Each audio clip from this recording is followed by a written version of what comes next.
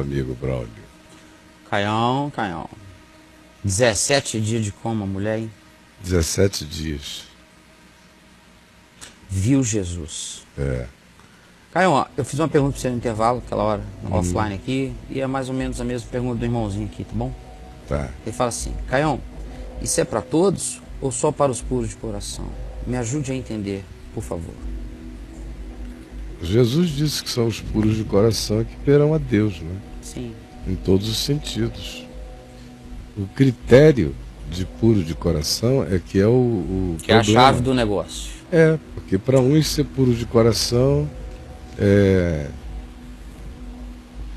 não trair a mulher, é não roubar, pagar os impostos, cuidar bem dos carros, dos cachorros, visitar os pais. Então esse é um bom coração. Para outro, o bom coração é, apesar de meio safado, ser generoso, capaz de doar, como a gente diz. Não, ele era complicado, mas também tinha uma virtude, tirava a roupa do corpo. Eu conheço um cara assim, cara. Então todo mundo conhece alguém assim. O cara é muito doido, mas aí faz as coisas dos outros, todo mundo absolve. Então, aí vai, tem 1000 critérios. Tem aquele, o jovem rico achava que ser bom de coração e estar de fato preparado para a vida eterna era o seu cumprimento legalista exterior dos mandamentos da lei de Moisés. E por aí vai. Então, Paulo diz em Romanos 3 que não há nenhum justo, não há nenhum sequer. Ou seja, não há esse indivíduo que, por ser puro de coração, sozinho veja Deus. Porque ninguém é puro de coração de maneira absoluta. Ninguém. Todos nós somos pecadores. Todos pecaram. E todos carecem. Igualmente carecem da glória de Deus. Todos. Não há exceção. Então está todo mundo na mesma necessidade. Agora, Deus estava em Cristo, na história, em Jesus, revelando aos homens o que já estava feito desde antes que houvesse mundo. E o que já estava feito desde antes que houvesse mundo, mas que ninguém sabia?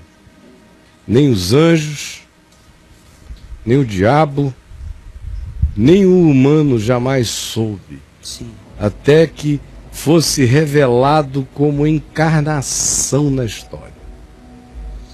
O que não se soube é que antes de criar, Deus morreu pela sua criação. O Cordeiro, que é Deus, foi imolado antes que Deus criasse qualquer universo. Na plenitude dos tempos da história humana, da consciência humana, isso que foi feito na eternidade das eternidades, que era o mistério oculto, como diz Paulo, a anjos, a demônios, a principados e a potestades, e a homens também, nos foi revelado em Cristo Jesus. Nos foi revelado em Cristo Jesus.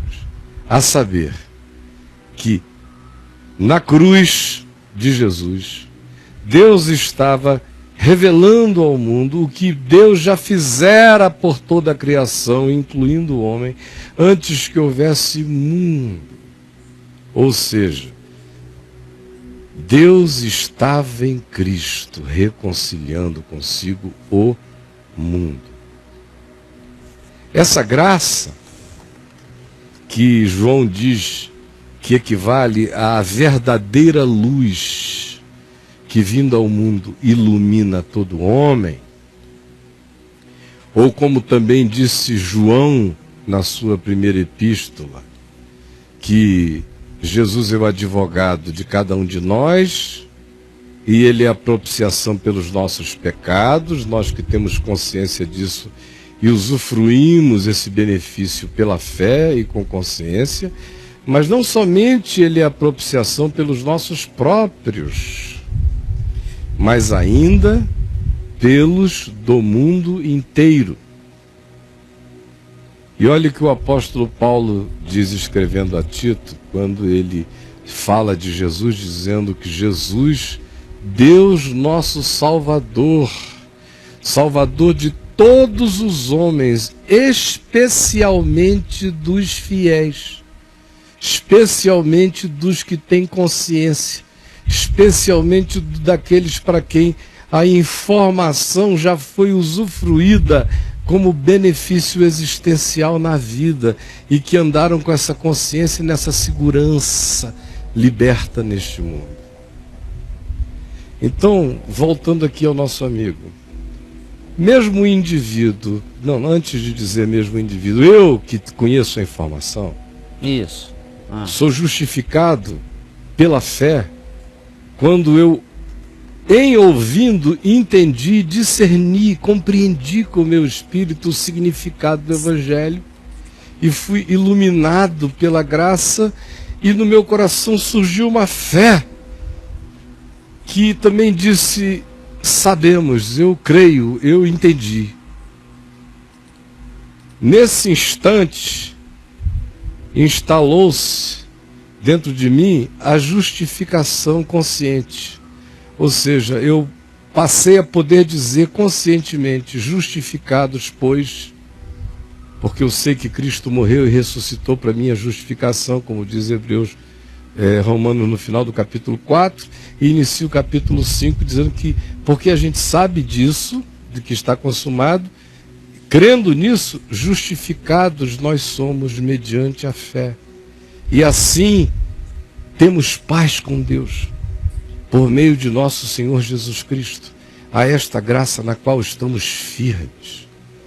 Isso aconteceu comigo que ouvi, criei e esse benefício se instalou conscientemente.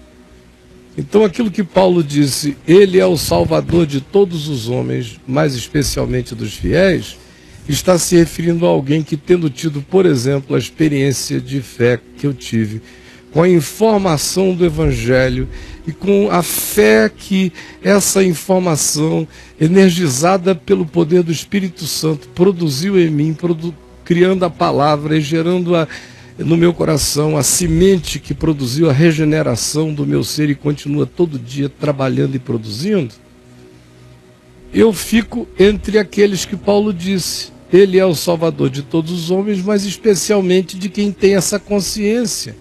Porque esses já estão vivendo a vida na terra com essa consciência. Agora, tem aqueles que viveram na terra sem saberem disso. Meu privilégio é ir por todo o mundo anunciando a toda criatura que estávamos todos destituídos da glória de Deus, mas que Deus em Cristo reconciliou consigo o mundo. E que agora todo homem não precisa mais viver nenhum inferno sequer na terra. Como foi o caso daquela menina drogada, que viveu um inferno. Tomou uma dose de heroína aí no testemunhal, a primeira moça que apareceu. Sim, sim. Né? Destruiu a família, se desgraçou toda. Então não precisa ser assim. Você não precisa sair andando pelo inferno, porque alguém diria, mas e quais são os critérios? Não existem critérios humanos que possam alcançar a justiça, a luz, a santidade, a verdade e o amor de Deus. Não existem. Agora, o que eu vejo ali assim do ponto de vista humano, uma drogada toma uma overdose de heroína e cai na cara de um anjo do Senhor, que diz, não, você está nua, mas venha comigo, porque aqui isso não tem importância. O que eu vejo numa coisa dessa, numa manifestação dessa? Senão o fato de que a mulher começou a ficar daquele jeito depois de uma síndrome, uma depressão pós-parto, que destroçou a cabeça dela, a química dela.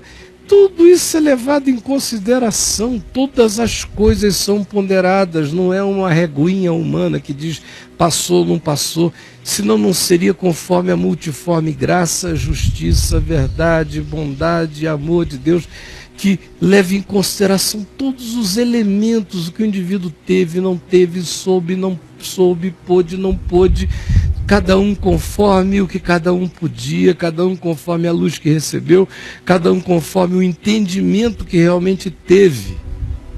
Ainda que agora fica complicado é quando você vai entendendo de coração e vai rejeitando.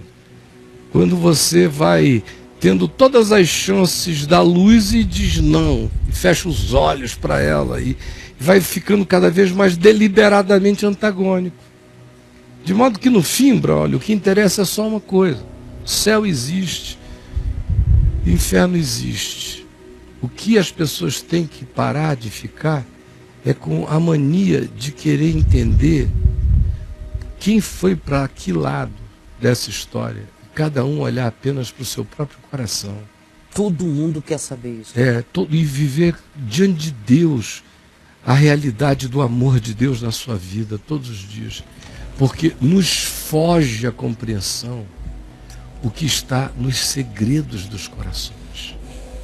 Como diz Paulo em Romanos, no capítulo 2, no verso 16, que ele diz: então chegará aquele dia em que Deus abrirá os segredos dos corações humanos. Ora, se são segredos é porque vai ser um dia de susto. Sim. De susto, não é um dia óbvio. É de susto. E provavelmente os crentes sejam os mais assustados naquele dia, conforme Jesus nos ensinou que seria. Quando vocês virem muitos publicanos, meretrizes, pecadores e gente vindo do norte, do sul, do oriente, do ocidente, entrando no banquete da graça, e vocês que se jactavam de certezas tão legalistas e impiedosas, que eram capazes de botar alguém no inferno pelo próprio olhar de vocês, ficarão de fora. Então, a advertência de Jesus é essa: olhe para o seu coração. Não se engane com as aparências nem com as fachadas, não é dos outros não, é com a sua. Se enxergue. E a pureza de coração não vai decorrer do fato do indivíduo ficar tão bom, tão bom, tão bom, tão puro, tão puro, tão puro, que deixe de ser pecador. Isso não existe. Isso não existe. Não, nós somos e fomos justificados pela fé em Jesus. Os que sabemos aproveitamos da consciência do benefício. Os que ainda não souberam vão saber. Porque todos os que não souberam, em sabendo, é aquilo que o último rapaz lá do Iraque falou: não tinha como não crer. O cara fica diante de uma manifestação tão esmagadora que não tem como. Que é o que eu digo muitas vezes. O cara, para querer, diante daquela revelação, ir para o inferno, escolheu o caminho das trevas, é porque ele se endiabrou demais mesmo. No ser, do contrário, ele: era isso que eu queria. Eu não quero mais voltar. Mas há quem encontrei queira, o meu lar. Há quem queira escolher o caminho do inferno. Há quem queira. Há quem queira. Aos milhões, infelizmente. Há quem, encontrando o amor, prefira o ódio. Há quem, encontrando perdão, prefira vingança. Há quem, encontrando misericórdia, prefira inflexibilidade. Há quem, encontrando graça, prefira culpa. Há quem, encontrando genuinamente a Deus, ainda prefere negociações com o diabo. Isso é inescapável, como realidade, como fato a ser afirmado. De modo que quando eu digo o que digo aqui, eu não estou subtraindo nada do Evangelho. E nem estou acrescentando nada ao Evangelho. Eu só estou pedindo que as pessoas tentem olhar para a eternidade com os olhos de Jesus no Evangelho, onde a primeira certeza que nos vem é que as ordens estão invertidas. A segunda certeza é a certeza da surpresa. E a terceira certeza é de que quem acha que pode botar outros no inferno, em geral, é quem está batendo na porta do banquete do qual se privou. enquanto mandava tanta gente arder na fornalha infernal. E aí, Braulio? Caio, não seria um paradoxo, então, exatamente o que Jesus disse, que especialmente aqueles que creem, né? Jesus disse... Esses aí andam numa segurança consciente. Numa segurança. Então, assim, não seria um paradoxo essa frase de Jesus em cima... Não, exatamente, de Paulo, essa frase é de Paulo. De Paulo, perdão. E essa frase de Paulo e a surpresa exatamente do crente, que é aquele que conhece a palavra. Surpresa dele no sentido de que ele se acha aquele super fiel. Porque ele conhece a palavra. Aí ele já entrou num processo de arrogância.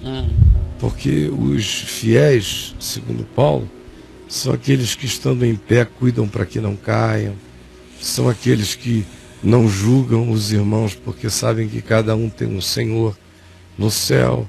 São aqueles que não condenam ninguém a coisa nenhuma, porque sabem que essa alçada não é nossa, porque sabem que todo espírito de condenação já está associado às trevas, ao diabo. Então os fiéis são esses que andam segundo o Evangelho, não segundo a jactância ortodoxa da religião ou do conhecimento doutrinário.